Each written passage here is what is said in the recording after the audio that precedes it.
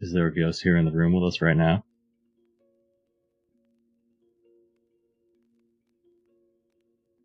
Why did you die?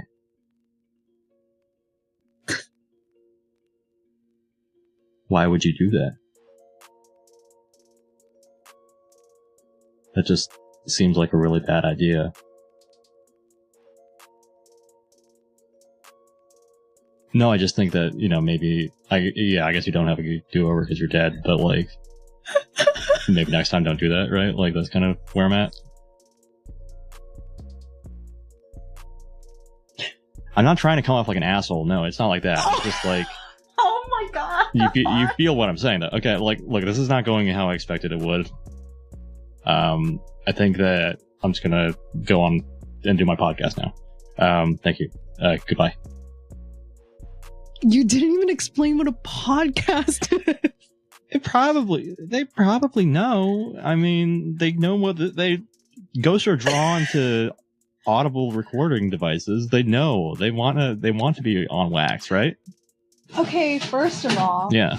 You need to step up your game. Yeah, I know. And just see the task cam here is showing my ass here. This is not a quality device like a Zoom. Yeah. You need a... Yeah, I'm not the gearhead. One of us is a professional musician. The other one is very much not. So. Yeah, one of us is using this for music and not for the correct use, which is... Ghosts.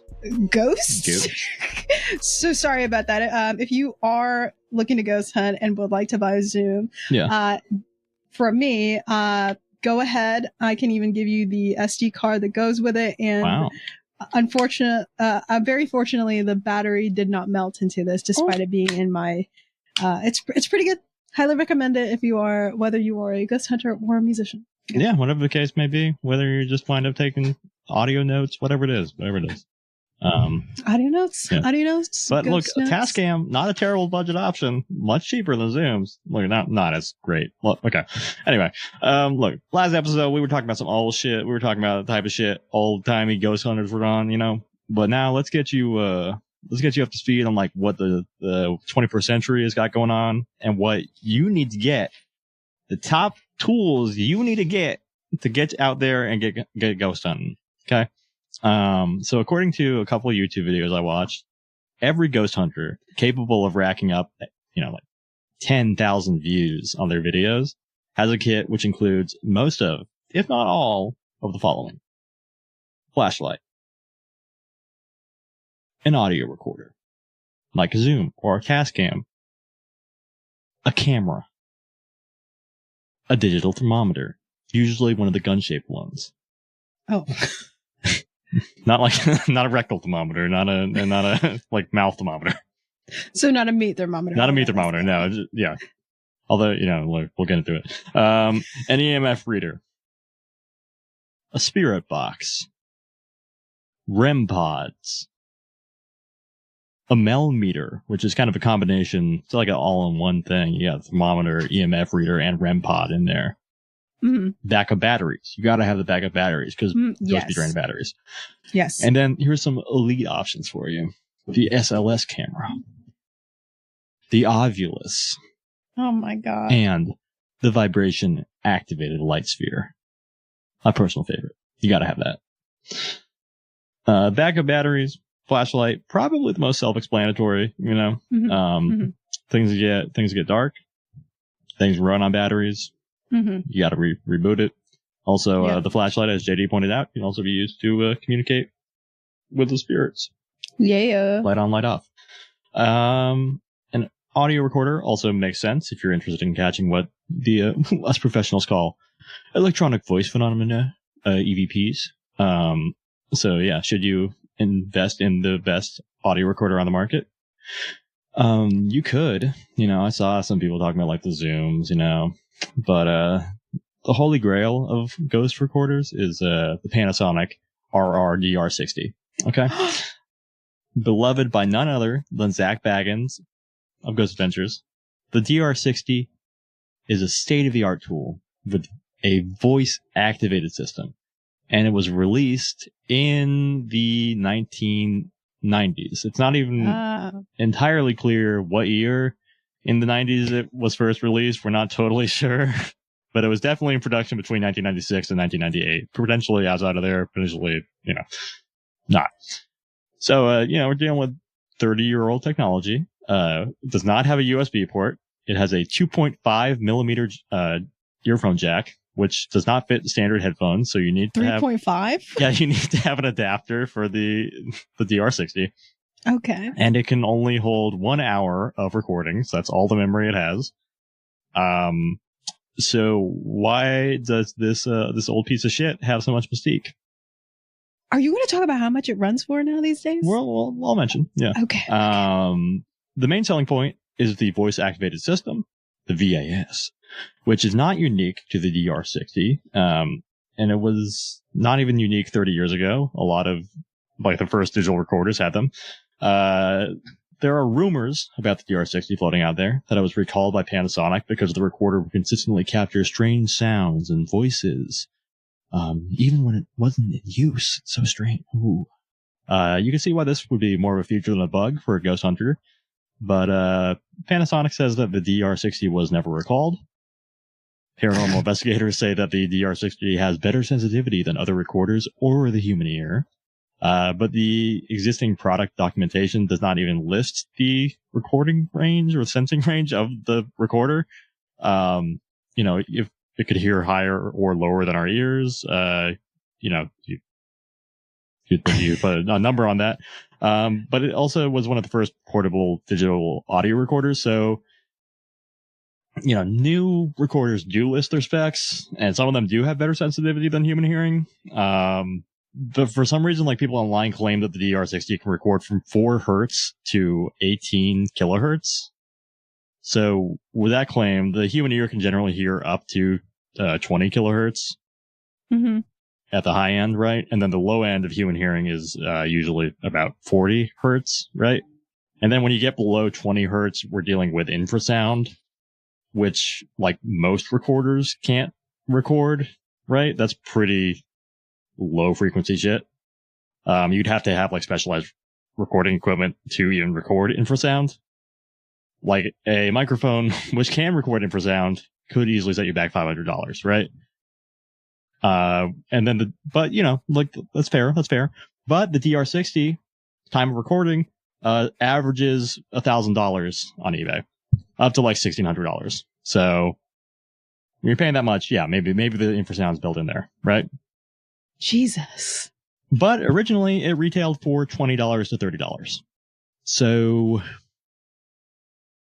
maybe the thing that was sold as a voice memo taker for meetings does not record infrasound. That probably is the more likely case. The DR60 uses a code excited linear prediction, which is an audio codec that was developed in 1985. And it was optimized for voice recording in the 300 to 3400 hertz range with about the same quality as a telephone call. The sampling rate is absolutely ass by today's standards. So a high quality, basically the higher the sample rate, the better the audio sounds, right? As a general rule. A high quality digital sampling rate, like those used by streaming audio, like Spotify or CD quality, is 44,100 times per second, right? 44.1 kilohertz. And then the DR60 had a sampling rate of 6 times per second. Not 6,000, 6 times per second. Imagining that setting on Logic Pro, where it's the standard is right now 32, and then you would have to send it. You would have to make it to the 44, 32,000, and you'd have to make it to the 44,000. Right. Damn. And you have to kick it down. Do literally 6, not 6,000. Just 6. That's insane. 6. Insanely slow, dude. So you've got muddy, choppy recordings. That's the best that the DR60 can do, right? And the VAS means that the recorder will only record when it detects audio, and then it cuts these recordings together to save space for so that when you play it back, it plays back as one thing, right? Mm-hmm. So one side effect of this is that basically anytime you do take something from the DR60, it looks like a full conversation because it's just back-to-back noise, right? There's no gaps or anything left in there, which helps for looking at the sound wave and looking like there's something going on. And the VIS has 5 sensitivity levels, which is pretty cool. Most paranormal investigators love to turn that sensitivity all the way up. Why wouldn't they? You're trying to talk to a ghost. But the manual warns that the VAS works best with low sensitivity. And this is because the VAS also has built-in noise reduction and auto gain, which is something that, you listen to my podcast. You listen to, that I struggle with noise gates. Hi. But basically, higher sensitivity lowers the noise gate and then boosts any noises that do get through the filter, right? So like any kind of crackle or pop gets amplified. And it overcompensates too. Like it's kind of known to leave audio artifacts where nothing even happened, right? Like it kind of hallucinates them. Mm-hmm. The device captures these noises, then it cuts it together. Sometimes it even triggers itself to record. And because the VAS ignores silences, you get these recordings that seem like a full-on conversation with a ghost. Now back to the teeny tiny headphone jack. This is the only way that you can transfer your recordings from the recorder to a computer. And again, it requires a 2.5 millimeter jack and a DAW, digital audio workstation. So nothing crazy there. Audacity, whatever you got will work. But what you're going to have to do is you're going to have to play the recording on the DR60 and then record the audio in real time through a converted headphone jack to your computer. That's the only way that you can transfer recordings, which is, again, you're going to lose some stuff there, right? You're basically, it's like watching a pirated movie that is somebody filming in a movie theater. It is not going to be good quality, even with this shit quality recording you start with. It's going to be even worse. It's going to be even worse. A paranormal investigator writing for Higgy Pop described another issue with the DR60. Because it cuts together parts where it detects sounds, you lose the context. Quote, while on a recent ghost hunt, an investigator I was working with caught an eerie laugh on their DR60. Because the crackle was isolated, we weren't able to explain it. However, we were also running a more modern Olympus VP10 audio recorder, which captured the whole 3 minutes. When we played back the full session, we heard a point where 2 of the team at the back of the room were whispering to each other. Eventually, one of the pair made the other laugh loudly. On the Olympus, it was easy to debunk this incident, but the whispering had been too quiet to trigger the Panasonic DR60, which made the laugh much harder to explain. So, even though the DR60 was never recalled for ghostly voices, it's still an outdated piece of technology at best. And it's a... I thought you were going to say outdated piece of shit. It's a piece of shit. Like, let's be real here. Don't spend $1,600 on a DR60. Like, unless you are just like a collector of this shit, I don't know why you would. I guess, the ghost thing, but still, come on. It's a way to either fake or get false positives on EVPs, so you're better off just treating it like anyone else that's trying to record something and getting a recorder that actually works, one where you can actually know the specs and have like a good sample rate, and then you can also crazy something where you can like turn off noise reduction and auto gain, right? So that you're just hearing things as they are actually happen around you. But sticking with the audio medium, let's talk a little bit about spirit boxes.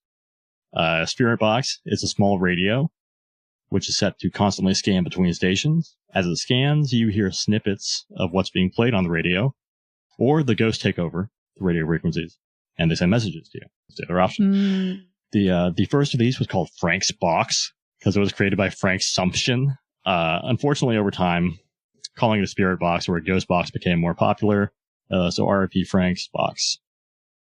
Despite the fact that it's not even a box, it's a radio. Much like electronic voice phenomenon, there's a term for when something is caught with a spirit box. Try this one. No. Radio voice phenomenon. Ooh, RVP. You might be the RVP. RVP. That doesn't make me think of RPG. Oh. It's gone forever. I was like, what's the other one? Oh, that's not it. I got a RVP. Ruth Conda forever. The spirits are talking. we're talking radios here, right? All right. And maybe you're thinking, yeah, there are voices on the radio. Of course there are voices on the radio. What else is there? Yeah, of course there's voices. You're right. Okay, you got us there. There are voices on the radio. Purpose-made spirit boxes let you change how fast the device switches between stations. Some range from once per second to 100 times per second. Goddamn. Yeah, right. I don't think those ones, you're not picking anything up at 100 times per second. I don't think you're recognizing it. Yeah. So, how does a scrambled radio allow spirits to chop it up with you? There are two theories here. One, that spirits manipulate existing radio transmissions to form their own words or phrases. We're going to call this the transformative method. Two, that spirits alter the device to force it to select existing sounds and words from radio transmissions and creating words and phrases. We'll call this the opportunistic method. So, I see you're looking a little skeptical here. And, it's fair. Fair. The transformative method has a couple holes in it, right? I mean, this basically means that ghosts are hijacking radio transmissions. Yeah. Yeah. You might think that ghosts would be, why aren't they breaking into radio transmissions all the time? Yeah. Yeah. It doesn't make sense why flipping through channels would allow a ghost to take over radio transmissions. Like, what's different there as opposed to all the other times? Unclear. Mm-hmm. If a ghost can hijack a specific frequency, any message would be lost as the channel was scanned too, right? So that would mean the ghost would have to be able to alter the entire radio spectrum and provide like a wideband transmission, basically like, but then it wouldn't matter because its device still wouldn't need to scan. So that kind of defeats the spirit box purpose, right? It's like, people, there's like the two things of like a ghost, right? When you say that they can like alter the radio frequencies so well and control it and like force it to find words and piece them together. But then also there's the end of like, oh yeah, they can't really come through that well because they don't have enough energy and our power. Right. Something doesn't add up there, right? You're kind of like the dots. They're not connected. There's some stretching there to be like, yeah, okay, so how do they alter? But they can't alter it effectively. But then, they have enough power to do that, but they can't show themselves to you. Is it like selective power? I can do X, Y, Z because it's like on a frequency that I'm on. This is they live on this electric current. I don't know. Right, but then you switch the radio and it's gone. But then the spirit box only works when the radio is switching through stations. So then But again, that to me that seems like that you're just saying fuck you to the ghost at that point. If the ghost is taking over radio stations, right? Like you're better off just listening to like one station and just waiting for the ghost to like break in through the the commercials or whatever and just tell you what's going on. And then the opportunistic method is the other kind of school of thought on like how a spirit box works, right? And unfortunately, I'm going to say it still has holes in the theory. You don't say. Yeah, I do. The theory goes that ghosts can alter the device's circuitry and force the radio station to force the radio to tune into specific stations for long enough to get its message across, right? So the ghost is changing the stations, which are already questionable. How does the ghost know where to scan? The ghost would have to be listening to every radio station at once. Yeah. And predict what is going to be said with enough time to switch the station over. Right? Every radio station all at once. Everything everywhere all at once. Which I don't think I could communicate if that was happening inside my head. That is overstimulation at its finest. That is ADHD, HD. Yeah. Yeah. Because there's like, what is there? Like, there's like 80, usually like 80 stations in like FM range in the US, I think. So you're hearing 80, potentially up to 80 things going on at once in your head. And they could all be playing Sabrina Carpenter's Espresso. It could be. All at the same time. Yeah. You could be hearing like reruns of The Grease Man. some shock jock going on too. Yeah. And then you got AM too. And then AM's is just like it's a hellhole. AM is all talk radio. Yeah. And it's just like, oh, here's some imagined crime that's happening right now, right here, every single time I tune in. Yeah, you're hearing all these weird canceled people talk about race issues or whatever. Oh, yeah, it's a nightmare. God. You can't have that. But I guess Ghost might be more into that because they're old. Yeah. Never know. Yeah. Never know. You never know. Yeah, maybe they're like, I've had enough of AM because I can't ever find the correct words because they're saying the same fucking thing over and over again. Yeah. Thinly veiled hate remarks is all I'm hearing. I am. Yeah. They're like, I love the diversity of thought on FM. So that's where I'm really getting all my words, even if I don't believe them. The ghost is speaking to me through Sexy Red.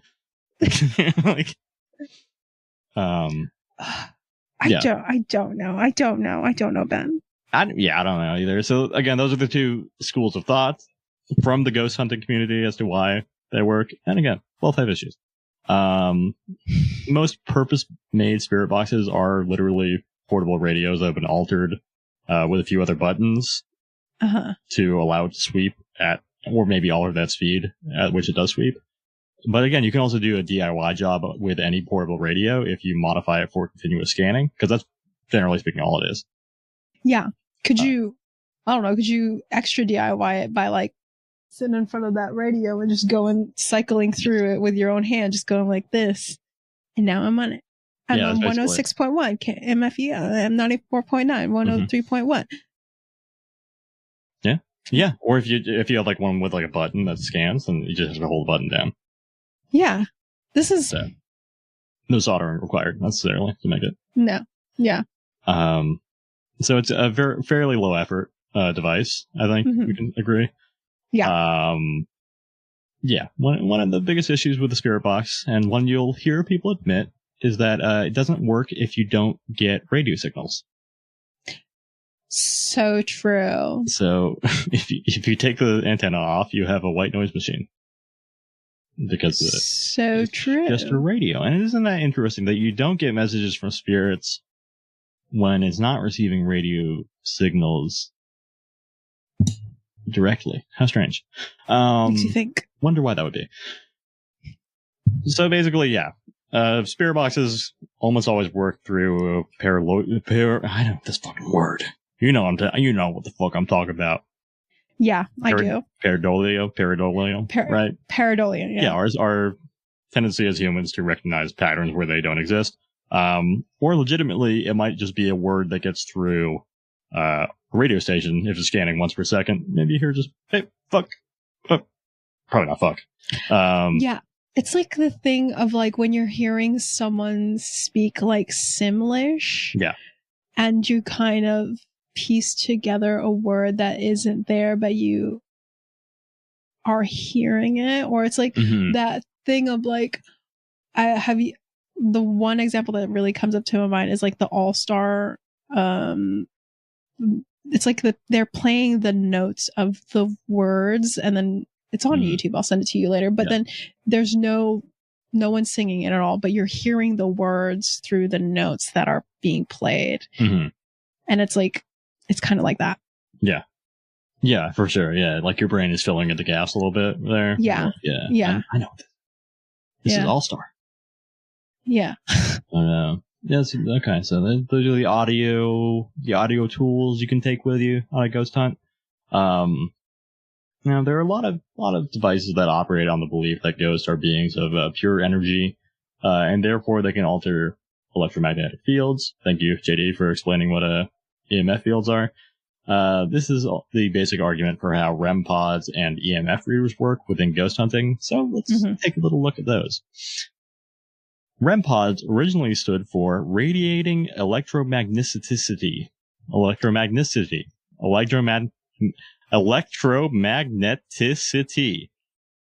That is not a word. That is not a word. In my defense. You got it. You got it. Engineering does not recognize it as a word. It is made up. It was invented by a licensed engineer named Gary Galka.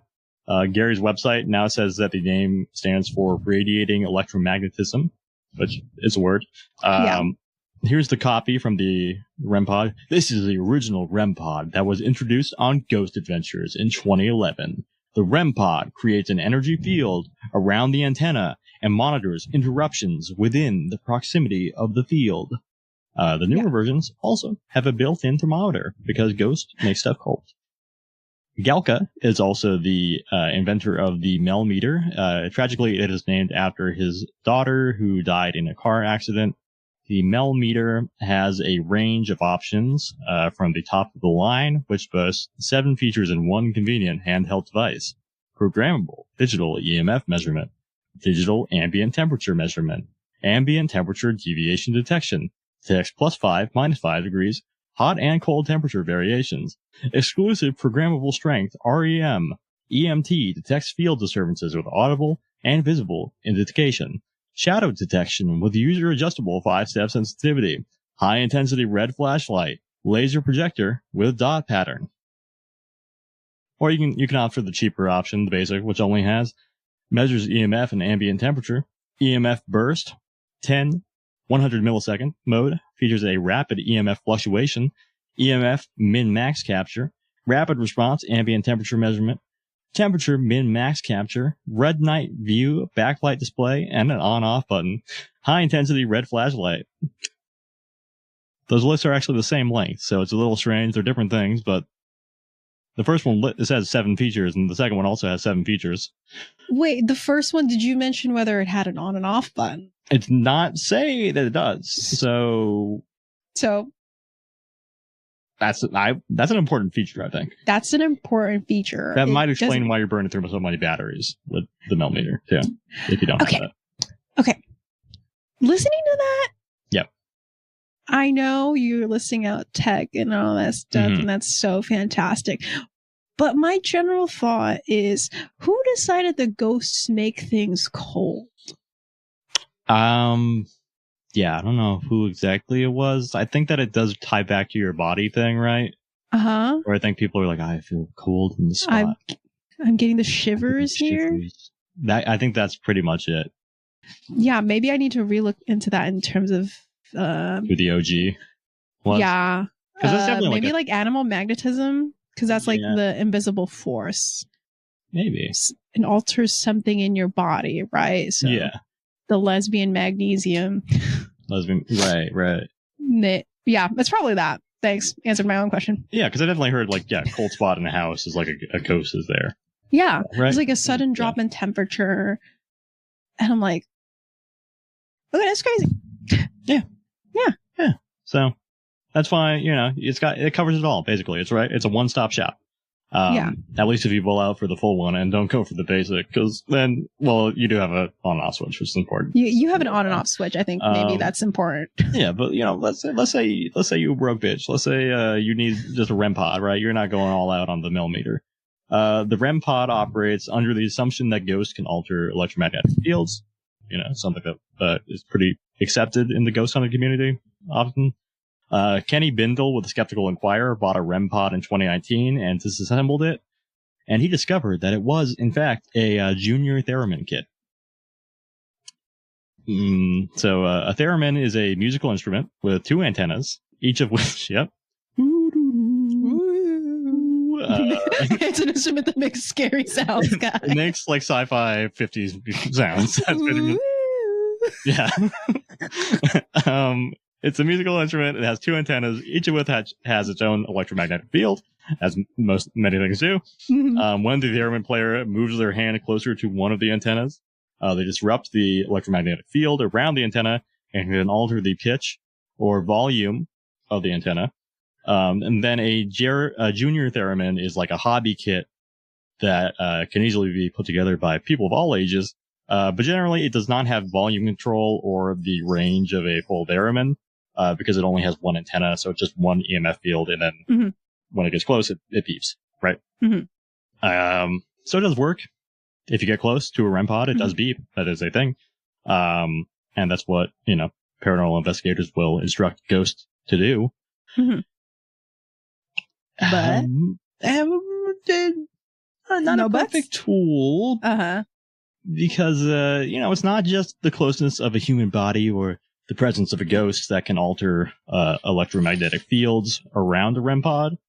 Biddle, for instance, tested the REM pod and found that he could consistently trigger it by using a walkie-talkie in his vicinity, like within 30 feet of it, and like different floors of his house. And are you saying that all of these ghost hunting teams don't have a PA with a walkie-talkie on set that could possibly accidentally trigger it? Yes, accidentally they could trigger it at maybe opportune moments or, coincidental moments. It could go off, and that's something to keep in mind.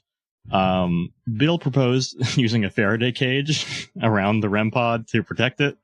I've never seen that on no ghost hunting show though. It's kind of weird they wouldn't do that. Another downside, even of the new REM pods, even the new improved ones with thermometers, might I add, if it gets cold, it'll also go off.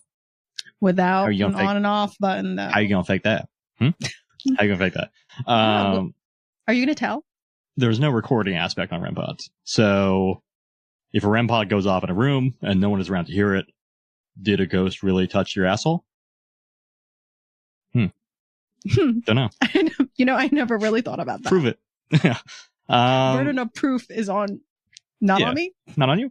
And that brings us to the EMF meter, which we can get through quick because it kind of has the same basic issues as the REM pod, right?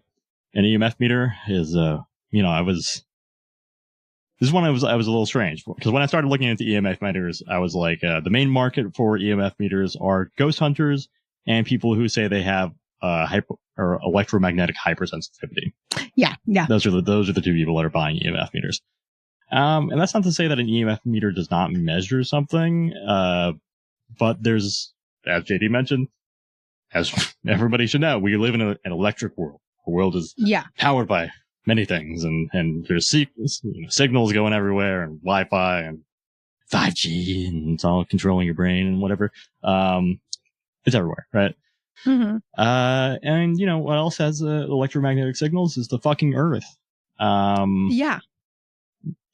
Pretty much fucking everything. So using EMF meter in an uncontrolled environment is pretty pointless. There's uses for it if you're like an electrical engineer and you're working in a Faraday room or something like that. But otherwise, there's electricity around you. There's electromagnetism around us.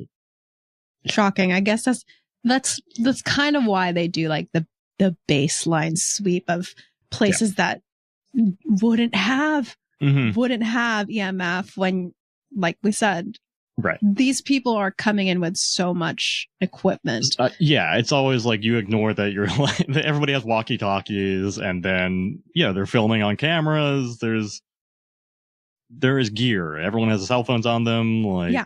There's like no absence of EMF. Yeah, I mean you can't really record shit without electric. What are you gonna do? Pull out a fucking gramophone?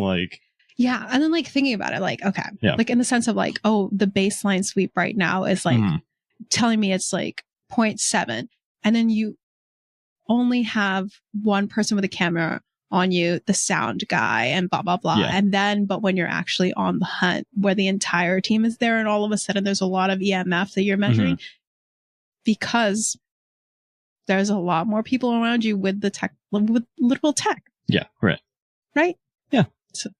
Yeah. So it's definitely, it doesn't tell you too much, really. And definitely nothing that is, this proves a ghost is responsible for the spike in EMF in this area or anything like that, unfortunately. And so, continuing this kind of rapid fire mode, let's get into thermometers. They don't have a lot of range. Like ghost hunters seem to think that because it's shaped like a gun, you can just point it and shoot across the room, down a hallway, and it'll work. The belief, as we mentioned, is that ghosts can change temperatures where they are. But the guns, generally speaking, are accurate up to 12 inches away. And some of them, the more expensive ones, are accurate up to 30 inches away. Before the beam gets too diffused to effectively measure anything. right? One video I saw was a guy shooting the thermometer across the room and saying he found a cold spot, and then he got up and realized that it was the window, and it was just like, come on, man. You can see the curtain. It's right there. These are infrared thermometers, so they operate based on the level of infrared light that is received back from wherever it is pointed, right? They aren't really made to measure the temperature of the air column that they are shooting through, because it's based on reflection, right? So it needs a surface to bounce off of. Which is kind of a problem, I think, because ghosts are not really like a surface, probably. Like, yeah, how tangible are they? They're not. Seems like they don't consistently get picked up on infrared cameras. We kind of have to assume that an infrared thermometer might just go right through them. Yeah, what they are. You're shooting right through the ghost. So, that's, issue with thermometers. Again, we don't know definitively that ghosts can affect electromagnetic fields. We don't know they can affect temperature. We don't know what they are, if they exist. All those things that we don't know. So an issue. We can agree, I think. Yeah. But we get to now my favorite device. The SLS camera. Yes. I fucking love them. You may have seen these in Ghost Hunting shows. They are, generally speaking, modified Xbox Kinect cameras. Now there are some purpose-built ones as well, because the Kinect is no longer around. But whenever you see this on the show, you're going to see like a little stick figure man. It starts dancing, basically. It's like moving around, kind of very erratic moves from these ghosts. But yeah, okay, and it makes me happy. I love them so much. It's not even funny. They're like, because sometimes they're like really tiny too. Yeah. Like, yeah. Well, the issue with the SLS camera, it's kind of the same issue with the Kinect camera. The Kinect is discontinued, right? Partially because it's not even great at recognizing living human people and standing directly in front of it, moving. There's a lot of, the SLS camera is going to pick up a stick figure dancing around, because it thinks that a person is the curtains or a chair or really anything at all, the wall. Whenever they're like, oh my God, this stick figure is the exact size of the doorway. Yes. That's crazy. Standing in the doorway. Can you believe it? Doorway. Yeah. Oh my God, it's ducking a little bit. Yeah. Sure. Yeah, sure. So the SLS camera, piece of shit. There is a reason, and look, but maybe it's not. Maybe we are surrounded by constantly twerking ghosts. But I think it's more likely that the Kinect camera was not great at what it did, and it's also not great at capturing spirits. And, now we're getting into the big boys, as you can tell. So we're talking now about the Ovilus, which is one of the more mysterious ghost hunting tools out there. By mysterious, I mean most people are kind of like, what the fuck does this thing do, right? It's described as an electronic speech synthesis device. Effectively, it seems to blurt out random spooky words. Yeah. The idea is that ghosts are able to alter environmental conditions around the Ovilus, which has built-in sensors that will detect the changes, and then the readings from the sensors are then used as inputs to generate random numbers, and then these random numbers correspond to specific words. The newer Ovuluses also have some features, like they can draw pictures, which are always impressive. They can play true or false game, or they can make random vowel noises, or they can also detect vibrations. And again, it's fairly unclear how this works. There's a bit of a leap of faith required here. If we, it's kind of like thinking that ghosts can alter radio stations.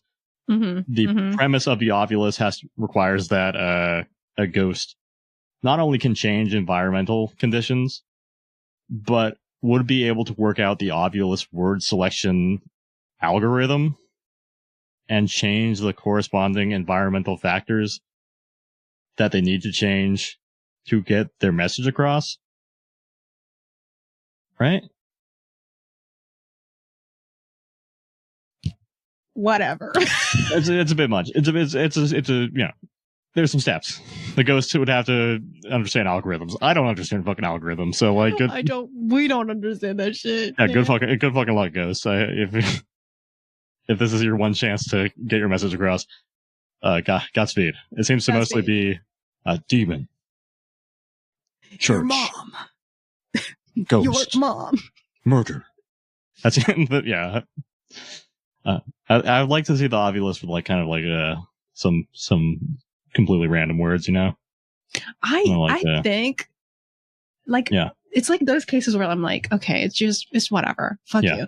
But if it's like psych, eat shit, those are like the ones I'm like more likely to believe that like a ghost is like fucking trying to catch me. Like so if it's like I'm gonna kill you, or like kill, murder, hidden body, and I'm like, right, shut up. But when they're like, fuck you, psych. Yeah, I like that more for sure. I agree. Yeah, I like it when they're funny. That's the energy I'd want to bring as Ghost too. Yeah, I think. Or like, always. Yeah, you're trying to confess. Well, you want to finish your unfinished business or whatever, Ghost. I'm by it. There are like, are there no like old school comedian ghosts out there who are just like, 100%. We've got to be, right? So why are they always doing this? Yeah. Or like, you know, like the chimp, the Kamzi, you know, the one that they gave like the buttons to communicate. That's basically what the Ovilus is. But Kamzi will they'll be having conversations with the Kamzi and it'll be a hamburger.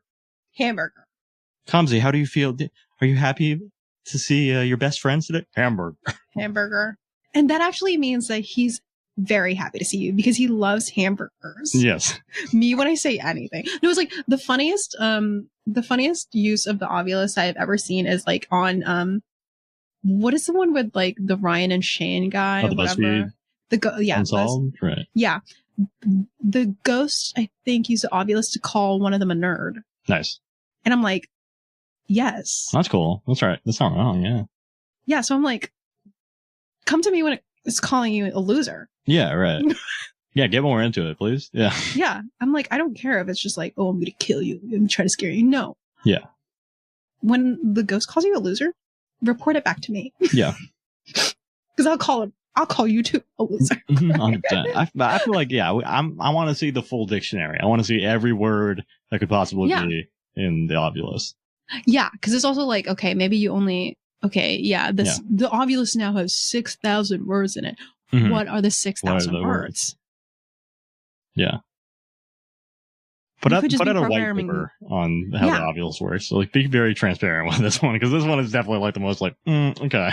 Yeah, like if you get an Ovilus, do you get like the dictionary of the words that are in it? Are there like DLCs that you can now get one where it talks about like kitchen supplies? This one talks about like plants and all that stuff. This is just like, if I don't know what words are on here, right?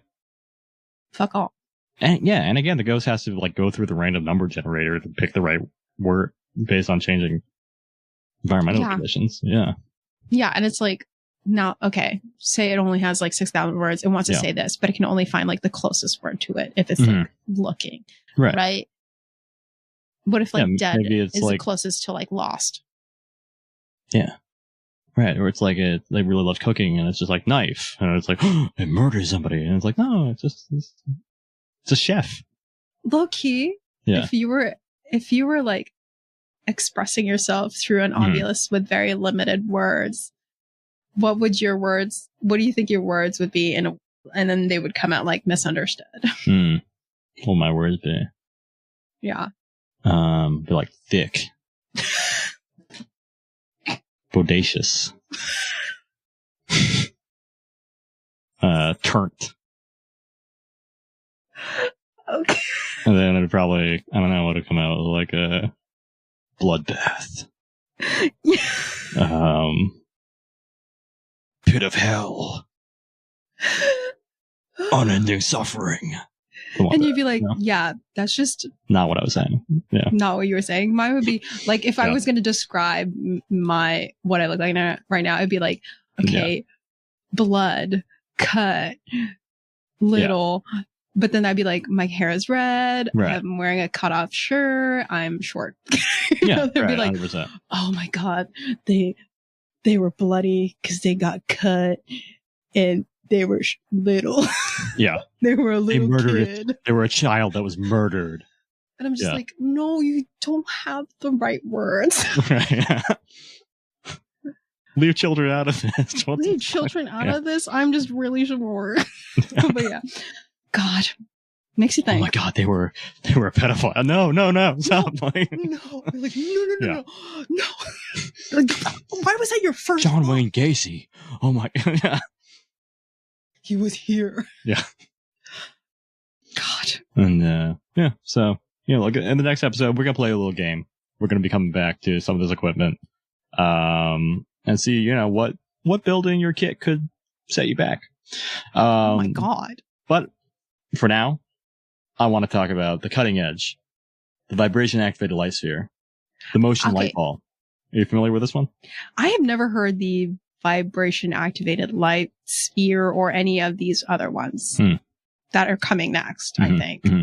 It's a cat toy.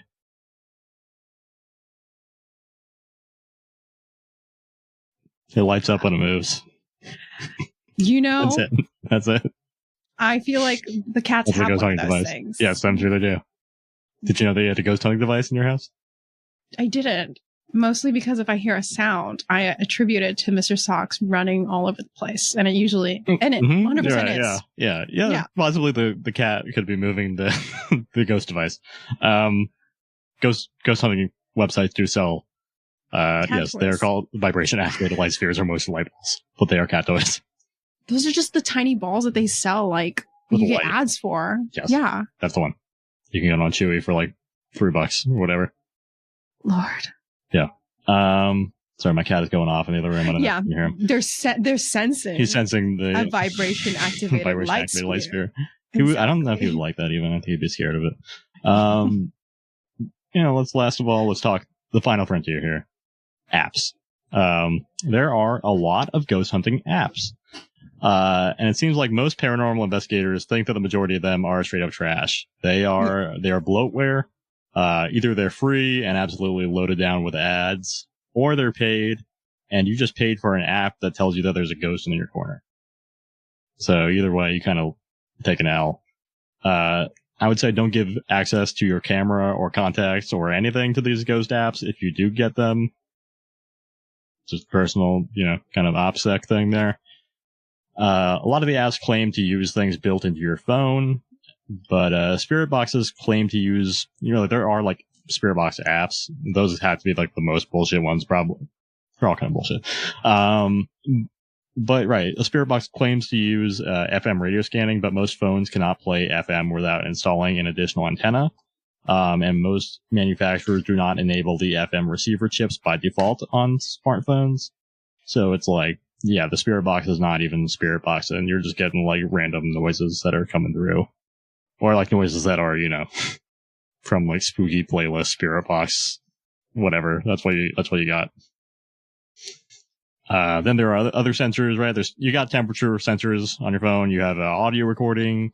They claim, do EMF recordings, but again, it's all like less quality than specialized tools. Which again are probably not even worth using. But maybe we're dealing with a Ouija board situation here. Maybe the apps work too well, as it did for this Quora user. I would warn people against using Ghost Radar. From my experiences, it has been used the same way a Ouija board can be used. A Luigi board. Luigi board. I spoke to spirits through it. It answered my questions and even told me their names. I used Ghost Radar many times in my mother's house where I grew up, and we all know the house is haunted. So why not, right? It would tell me that I was walking past the mirror, a desk, closet, etc. It spoke of a Dr. Wilson. I asked my mother the next day. She said Wilson was written on the back of the original cabinets and some paintings from the house. One night, I was using some cocaine and just hanging out and turned it on. It warned me and said the actual words warning, drugs, danger, stop, abuse. It was trying to help me. This was the one and only time substances were involved with one of many experiences. On the note that I spoke directly to a spirit named Carlos, it told me his name. I would say, "Where are you?" It said, "Here." I said, "Carlos. Carlos." It said, "What?" In conclusion, the Ghost Radar app can indeed connect you to spirits the same way a Ouija board can. I was skeptical at first too, because it's just an app on your phone, right? Yeah. Until it literally spoke to me, saw what I was standing near, and mentioned facts about the house that I didn't even know. It definitely doesn't work for everyone, but if you're a spiritually sensitive person in a very spirit-filled area, chances are it's going to pick up something. Use with caution. By the way, my experience with the Ghost Radar was from 11 years ago when the app was fairly new and there were no ads or pop-ups. So maybe my public service is actually, it's keeping you away from Carlos, the ghost, who might want to mooch off your cocaine. I think that's probably Carlos's angle. The thing I noticed during my research is that a lot of paranormal investigators are more skeptical of these devices. They kind of think a lot of them are bullshit on some level. Frequent thing I saw was people saying that the best ghost hunting equipment you can buy is a good quality camera and a good quality audio recorder.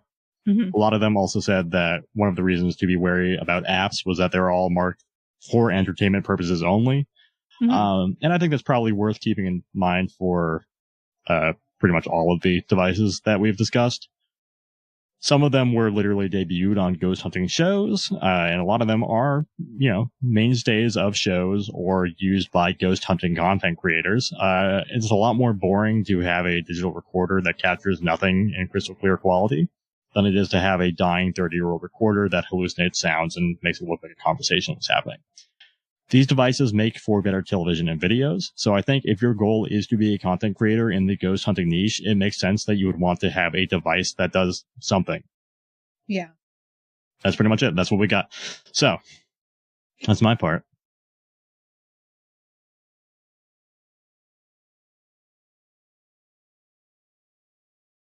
One of the ones that always pisses me off when they're like, oh, like they will do the FLIR cam thingy attachment to the phone, mm-hmm. which like believable for the attachment because it's like a separate attachment that you put on your phone. Sure. Right. Yeah. But when people use like this is a heat detecting thingy and it's just using my regular camera. Yeah. That is a filter. Yeah. That is that filter. Like if you have a MacBook, they have like the infrared. Video? Yeah. Yeah. If you have the mm-hmm. infrared filter on that, but that's just like, it's, if you actually are looking at it, it's like, it's going off of the light that's shining on your face. If you are just kind of like in the dark kind of thing, it's not an infrared like, camera. Yeah. Yeah. It's just light. It's light kind of thing. Mm-hmm. So it's like, that's one of the apps for the phone that is, I've seen used on some like ghost hunting shows that they're like, they're filming it. And I'm like, that is a regular iPhone. You don't have a FLIR or like a heat map, like detecting mm-hmm. like attachment to it. There's nothing on it. So like, why are you saying factually that like, oh, there's a handprint here, blah, blah, blah. And I'm just like, yeah. No, for sure. Yeah. Yeah. I mean, a lot of it I was just like, oh yeah, like, the REM pod even debuted on Ghost Adventures. Like a lot of the shit was like made for TV, Yeah. The teddy bear one was, that literally debuted on, what is it? Ghost Hunters or Ghost Adventures? One of them. Yeah. Yeah. Maybe Ghost Hunters, but yeah. Yeah. I think it's Ghost Hunters because it was the bald man. That's Jason Hawes. Yes. So yeah, it debuted on them. And the guy who invented it is like a frequent name that you heard on the earlier seasons of Ghost Hunters. So it's like, guys, maybe it's just merch.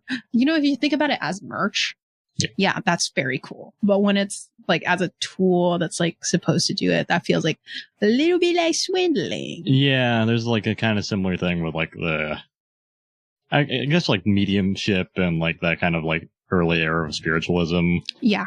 Where it's like there's a little ickiness to it in terms of like we're dealing with something where, some people are probably thinking, oh, I can communicate with like my like dead relatives. Yeah. And that's sad. I don't know. That's sad to me. It's like during a time of like a lot. Hey, I don't remember what it was, but there was like during a time of important time where a lot of people were dying. So a lot of people were definitely seeking out these mediums or going to these events where you can call on your like dearly departed to. Right. So sometimes it's like, oh, these people are making money off of grief and sadness. And then sometimes they're making money off of rich people. And I'm like, that's completely fine. But then I don't care about that.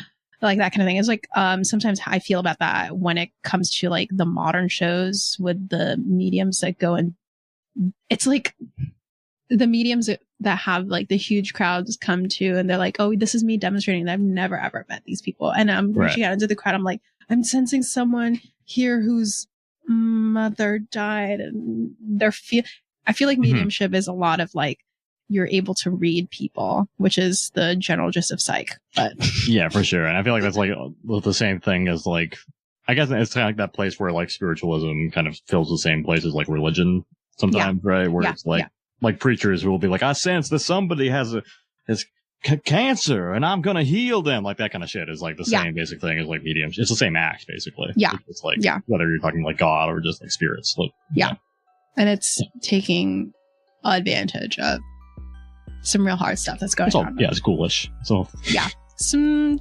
real bad stuff. Yeah. God, Ben, how dare you say? How dare you go? JD's part was so cool. Fuck that shit, and then go through your whole thing and go, this is ass. This is bullshit. This is dick and balls. This is shit and fart. Hey, look, the Zoom is still cool. All right, you're set. You've got something cool there. I'm separately with my Zoom that I use once every 3 months. Again, buy it off of me. I got it for $200 something. I'll give it to you for $125. Yeah, good deal. But I mean, God. Sometimes when you were describing something, I was like, that is me when I'm saying anything. Me when I just want to say some cool words. You should be saying stuff. We should be saying some cool words all the time. That's why we do this, you know? The love of saying shit. For the love of saying anything. Yeah, really, pretty much. Yeah. Well, hey, look. Next episode. We're gonna say more things. Saying more stuff. Discussing more shit. Bam, bam, bam. Episode written, produced by me, Ben. Yo. Ben. All of our sources are provided in the links in the description below. All of our music is provided by the very talented Yager Frank. If you like the show, tell a friend. If you don't, tell an enemy. And we'll catch you on the flip side. Bye. Signing out. Ending transmission. Goodbye. Goodbye.